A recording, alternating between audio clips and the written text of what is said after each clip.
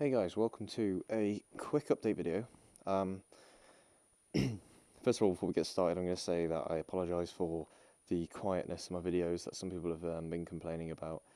So I'll increase the volume in this video.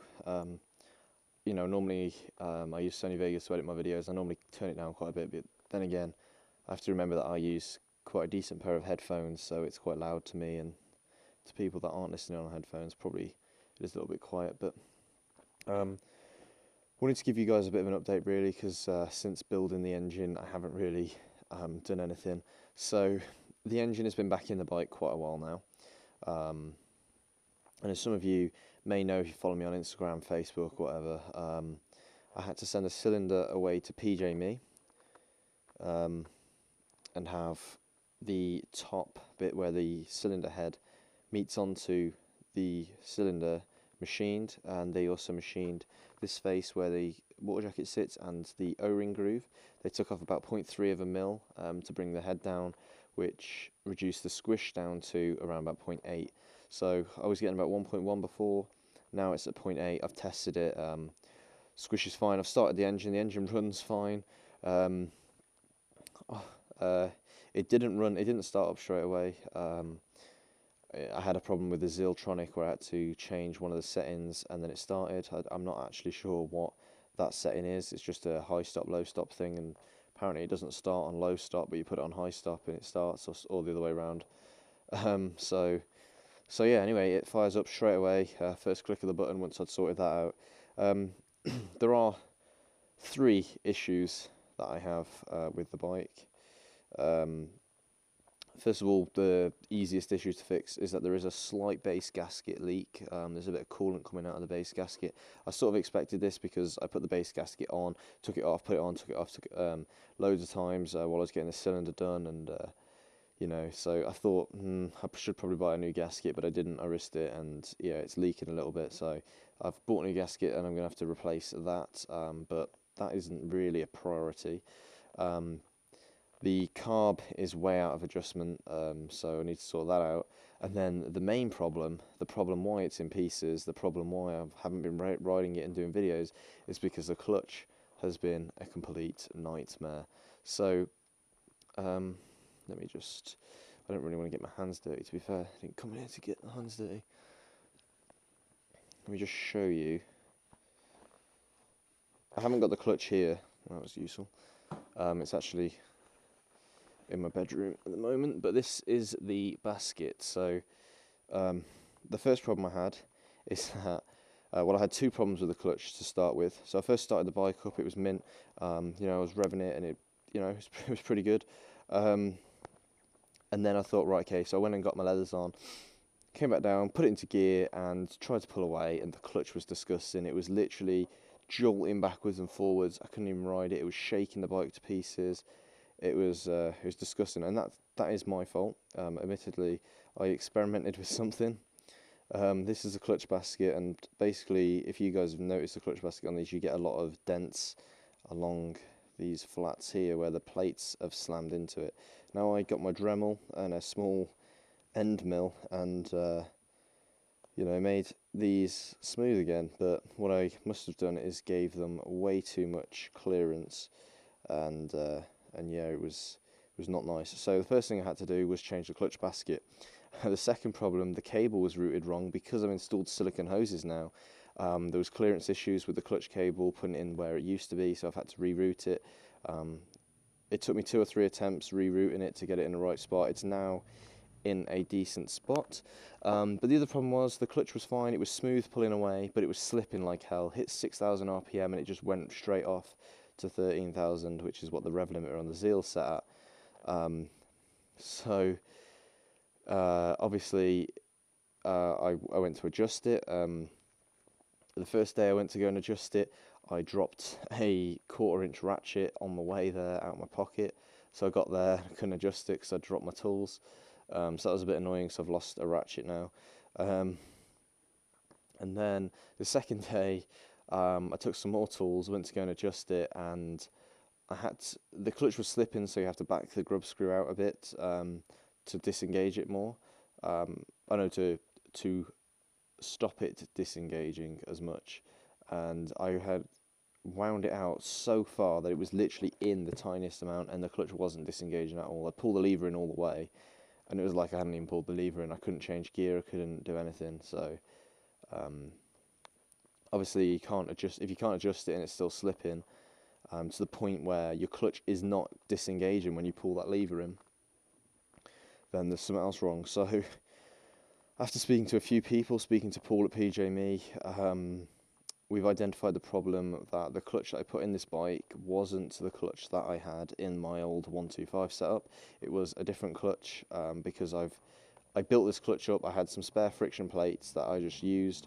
I got some brand new, the steels that you normally get between the friction plates. I've got aluminium ones now, and also replaced the steel bolts with titanium bolts. So it's around 200 grams lighter on rotational mass, which is why that I got the aluminium and the titanium bolts. But I didn't have any brand new friction plates, and I thought instead of me using my old friction plates, I may as well just try these ones. And yeah, that was a bad move. So those friction plates were completely dead, and that is what has been causing my issues. So I've got some brand new friction plates now. They arrived on Friday. It's now Monday, but I was busy over the weekend. So when you get the brand new friction plates, you have to soak them in gearbox oil to allow them to swell up for at least 24 hours really. So they've been soaking all day today, and hopefully tomorrow I will install them into the bike tomorrow night. So that's the clutch issues that I've got. I'm going to build the clutch up tomorrow and install it back into the bike. I've got some more clutch oil, some the gearbox oil even, clutch cover gasket, and the fresh OEM plates. For anyone that's wanting clutch plates for these, just get genuine plates. Everyone said that the genuine plates are the best. You can't go wrong with them. Don't get the EBC ones. The Dirt Racer EBC apparently is supposed to be quite good, but the genuine are just better. There's no aftermarket plates that are better than the genuine, so you know that's what I've gone for, and hopefully solves my problems. The millionth problem that I've got is my carb seems to be the float seems to be sticking. So, well, also it's out of adjustment. It's you know, it's running. I think it's running quite rich. I haven't really been able to test it, obviously, because the clutch has been slipping that bad that I haven't been able to set the carb up. Because literally, I could be in 6th gear and just touch the throttle, and it just go wham straight off the clock. I could be in 1st gear and do it, and it goes straight off the clock as well. So I haven't really been able to ride it. I've been able to do about 40 mile an hour at the most before it starts slipping. So obviously, you know, with 2 strokes and pre-mixing as well, my plug is getting fouled, so I need to give it a good thrash to, you know, stop it getting choked up. Obviously, I'm not going to run it in. I've done enough heat cycles. I've done about 5 heat cycles. I've done probably 10 miles an hour. No, 10 miles, you know, just going around locally, trying to sort the clutch out and that. So that'll be enough running now, really. And as long as I warm it up, should be fine. I'm going to Santa Pod in 2 weeks, by the way. I'm going on the 11th of June, Saturday the 11th of June. So if any of you guys want to come to that, let me know in the comments. It is a run what you brung day, so you can take anything down there, road legal vehicles. You know, it's £35 for the day, as many runs as you want. You don't need any special license or anything. You just turn up, pay the 35 quid, and as long as you've got your driving license on you, that is all you need. So I'll be there Saturday the 11th of June with a few people from work and a few of my mates, and hopefully seeing what this beast is capable of. So I've got about 10 days to get this running and set up. So yeah, once the clutch is in, I've got to tune the carb. It's running quite rich, so I know I'm going to have to sort that out. It shouldn't take too long, probably 2 days at the most, 2 evenings at the most, just going out with a few tools and just you know, going down a long straight road, sorting the power jet out so it's running nice on full throttle, and then sort the needle out so it's running nice, everything but full throttle. It's a beautiful thing with Electron carb. It is very easy to tune. It's quite nice. It's quite nice to work with. But the floats are sticking on it. I was sitting here just revving it, and then all of a sudden noticed a bit of water leaking. Well, I thought it was water. I was looking. I was like, oh, what's going on there? And then it just literally went everywhere, and it was petrol. The carb, the overflow. It all just came out the overflow. The floats must have stuck shut, and it just all come out the overflow. So that's a bit worrying that it's done that, because I took it off, shook it and put it back on, and it started back up fine, it didn't leak, but then about half an hour later it did exactly the same thing, but it was on its side stand, so I'm not sure whether it was leant over too much, because on these side stands, if you push them, they will go into like a second position where it's leant over quite far. So I'm not entirely sure. I hope it doesn't. My major concern is it doing it while I'm riding, basically. So I'm going to take this carb off. I'm going to take it to work tomorrow and ultrasonic clean it. Make sure the float valve is completely clean and everything's working inside it, and then I can put it back together tomorrow. And yeah, there might even be a video tomorrow. So I just wanted to let you guys know what's going on, really.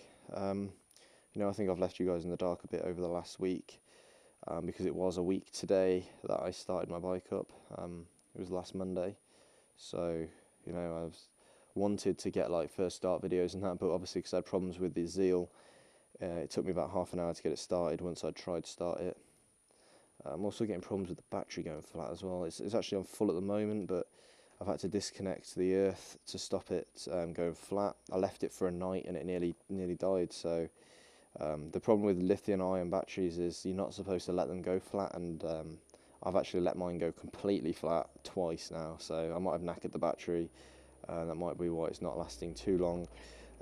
It's my fault. I really do need to wire a switch into the earth, because for some weird reason my loom has got a current drain, so when it's off it's still depleting the battery's current, which is a bit annoying, because if I leave my bike for a few days, come to it, the battery's always dead. I've never found out where that leakage in the current is going, so my solution to that is to fit a switch in the main earth cable to stop it. I need to just get some connectors that are as thick as that, really, because I've only got ones that are for this sort of size wire. So yeah, just an update. I've rambled on a bit, but I just wanted to let you guys know what was going on. Obviously I'm going to clean my bike. It is filthy, but I've had other priorities really to sort out. So yeah, look out, guys, in the next week or so for videos on this, and in 2 weeks there'll be Santa Pod videos up, hopefully. Yeah, and maybe I'll even see a few of you guys there. It'd be nice to see at least someone there, whether you guys are local or not. I wouldn't expect you to ride miles to get there, but if you are, then it's only 35 quid for the whole day, as many runs as you want, or you can come for a tenner and just watch.